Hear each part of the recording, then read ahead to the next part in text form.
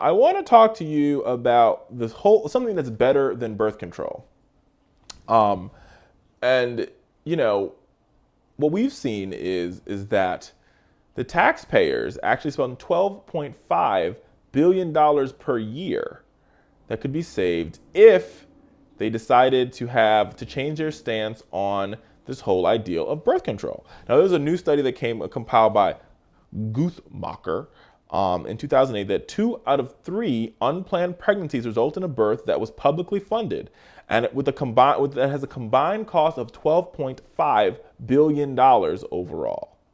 More than half were paid for by public insurance programs that resulted from an unplanned pregnancy. And the reason for that being is that these women don't get access to prenatal care, they don't have access to contraception, and they don't have access to make the right choices and make the right decisions. And what we've seen from conservative governors and their counterparts, conservative lawmakers, they'll do everything in their power to block birth control and to block these type of services for these women. And so what is happening is the state is ending up paying for it. Now, don't get me wrong.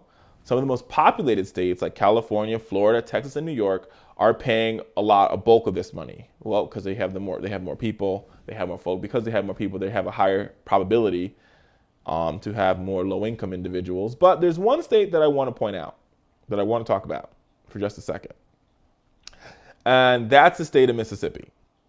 So Mississippi is, one of the most conservative states in the union.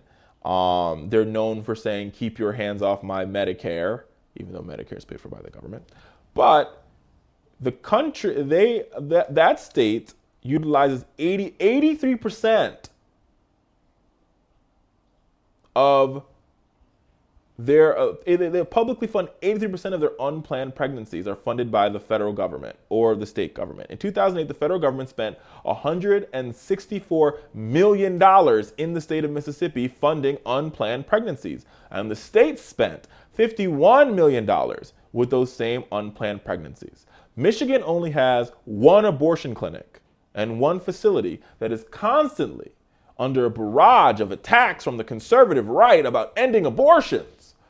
But yet, they're also pro cutting government spending. So maybe, just maybe, if they opened up more women health centers, provided more prenatal care, provided contraception, provided birth control, provided maybe another abortion clinic, they would save $51 million. America. There comes a time and place in people's lives where common sense goes out the window because of ideology. This is an example of that, especially in the state of Mississippi, who wants to be the country's first abortion-free state. It's a crying shame. It's really sad.